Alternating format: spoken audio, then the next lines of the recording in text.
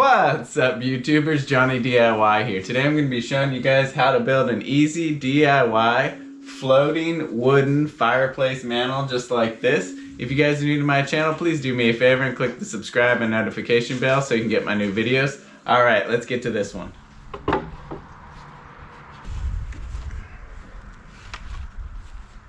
Okay, now here's the wood we're going to be using today. This is 1x6 pine, but say maybe you wanted to make a deeper mantle, you could do 1x8. And this is select grade, so this is going to be above your common grade. So it's going to have a smoother finish. It's not going to have any voids or a bunch of big knot holes in it. I suggest getting a higher grade lumber like this. I'll also go ahead and link all the tools and supplies that I'm using down in the description for you guys today if you want to check that out. Now I took a few minutes at the lumber store going through the stack to get some good pieces that I like. And you're going to want to do the same thing when you get home. And you're going to want to mark which boards you want for which pieces. The face of the mantle is going to be the one that you see the most, so take your longest time to decide which piece you want to be that face. Okay, so I went ahead and drew a couple sketches and I decided on a 5-foot long mantle.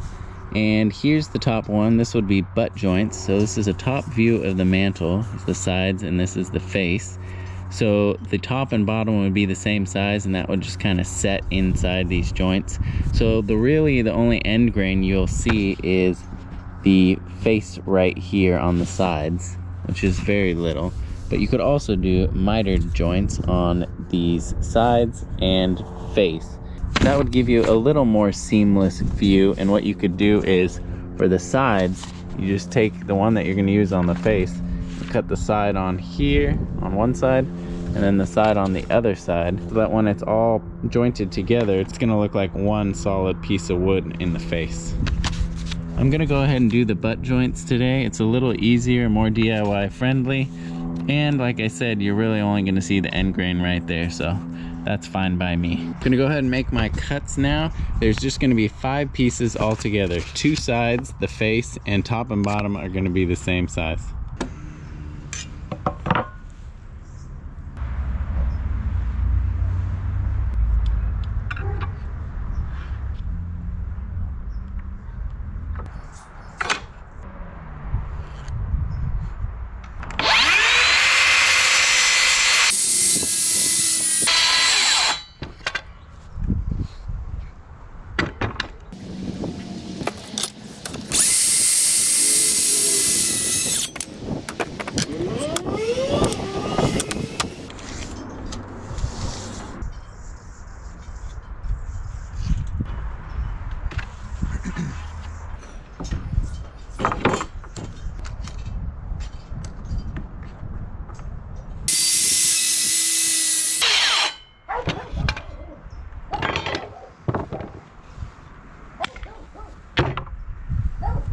Okay, so here it is. These are just the top and bottom and they're resting on the face, and then the sides are going to go like that. Kind of looks like a planter box trough right now, but I think we're just going to go ahead and glue it with some Titebond 2 and we're going to use some brad nails to put it together. You could use pocket hole screws, so you would just do that on the inside of these long pieces all the way around. But the only problem with using those is to hide them you would have to do it on the inside, so those screws are going to be going at an angle outward, so you're not really going to get the strongest joint. Best thing would be to run the pocket holes on the outside and run them in to get a strong joint, but that defeats the purpose because then we'll see all the heads. I'll just use these clamps on the ends of these two to stabilize it first. I think it's going to be easiest putting the ends on first.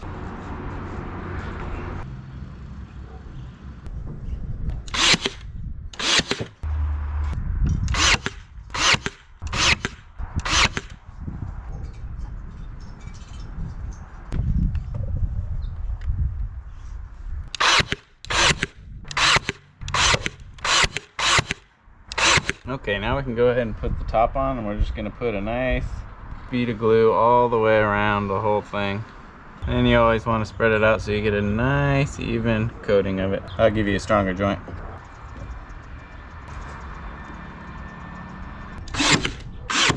And you're probably going to have to squeeze the sides in.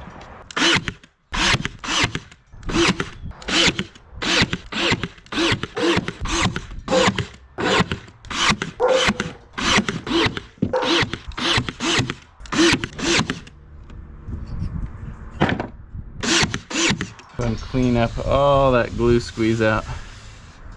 Okay, while that glue is drying, we may as well go ahead and fill these nail hole heads in. You're gonna wanna pick up some of this. This is wood filler. You're gonna wanna make sure that it is stainable and try and get a color that matches close to the wood that you're using. We'll just go ahead and use a putty knife. Try not to spread it out too much beyond the holes, as sometimes it can stain or darken the wood.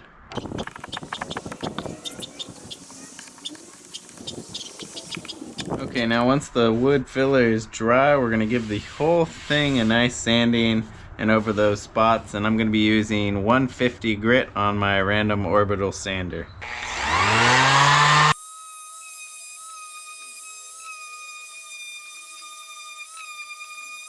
Okay, well I'm going to go ahead and test a few stains on a scrap piece before we actually coat it.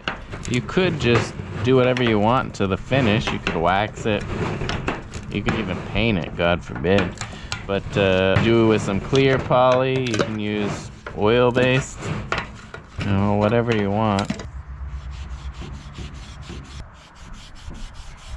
This Jacobian's like dirty motor oil. So we've got the Jacobian, then we've got the pecan in the middle, then we've got this maple. If you want it more like this, the plain color of the wood, I'd recommend just getting polyurethane. Okay, now before I stain it, I'm gonna go ahead and use some of this pre-stained wood conditioner. What this does is kind of soaks into the pores and helps the stain be more even coat so it doesn't get all blotchy. I did a test piece on a scrap and see the stain came out really blotchy, so hopefully this will help fill in some of the pores. It's most important to use this kind of pre-stain on soft woods like pine. It's really thin. You can use a foam brush, a regular brush, or even a rag.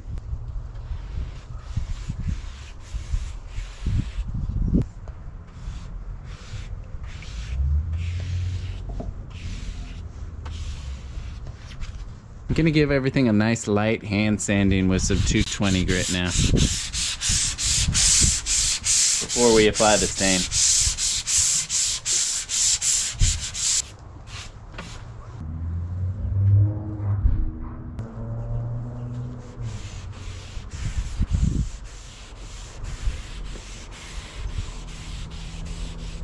Depending how dark you want this stain is going to determine how long you're going to leave the stain on before rubbing it off with a clean cloth. So about anywhere between 5 to 15 minutes, depending on how dark you want it, and then you're just going to go ahead and rub it with the grain. Wow, so that pre-stain really ended up helping a lot to make it less blotchy as my test pieces. This looks great. And if you do want it darker, you can go ahead and add multiple coats of stain. And a quick note about those staining rags that we used, make sure you go ahead and leave those out flat to dry, or put them in a metal can with maybe a little water in it, because if they are wadded up, when they're drying they can produce heat and actually catch on fire. So safety note on that. Okay, now I'm gonna put on a couple nice coats of oil-based varnish, and you're gonna wanna wait for each coat to dry for about 12 to 24 hours depending on the weather. I usually just wait a day.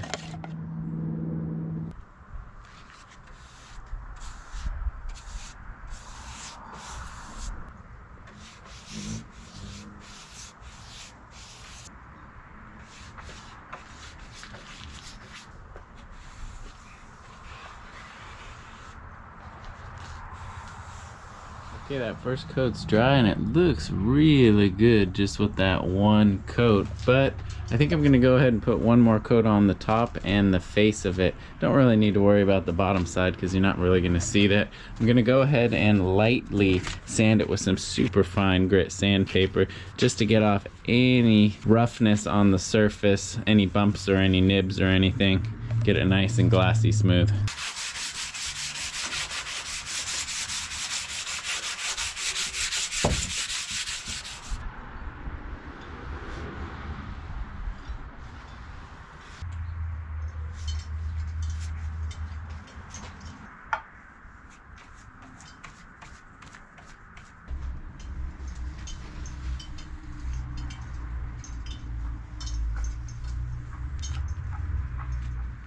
Okay, while our finish is drying, we may as well go ahead and mark off where we want to put our mantle and start making the bracket for our mantle to set on. You're going to want to make sure the bottom of the mantle is at least 12 inches from the opening of your insert or your fireplace, at least.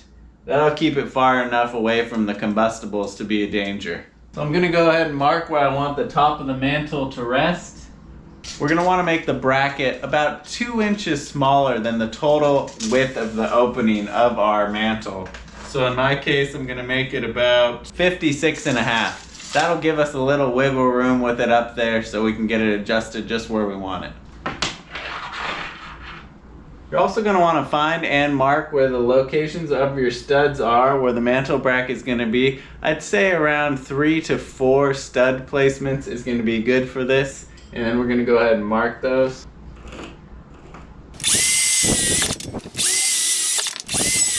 Okay, so the inside depth of our mantle is 5.5 inches. So I figured if we used 3 2x4s stacked on top of each other, that'll give us 4.5 inches, which will be plenty of surface for that mantle to rest on comfortably.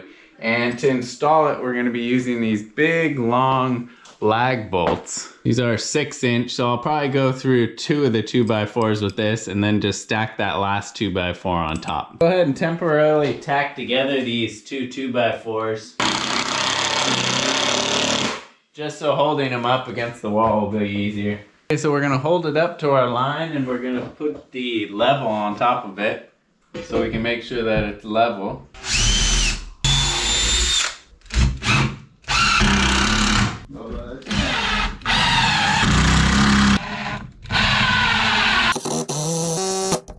Okay, so I went ahead and put 4 of those lags in, and a tip is make sure you pre-drill through the wall a good long ways, because I had one that snapped off, actually a couple.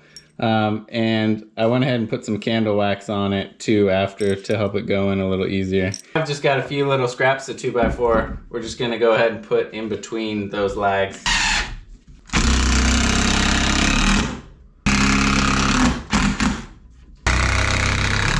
Now, as you can see, we've got 3 studs thick, which should be plenty to support it. Now, before I mount the mantle, this is only 3.5 inches our bracket, but the inside of the mantle is 4 inches. So I cut a couple little 1/4 inch shims that we're gonna put underneath, and that's gonna fill that gap. And then I'm gonna go ahead and mount it from underneath. You could mount it from top, but I think that hiding the screws underneath will be a little nicer.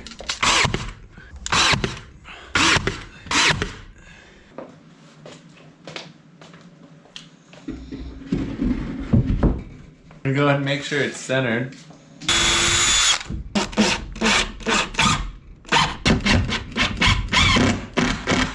Okay, so here it is, all done.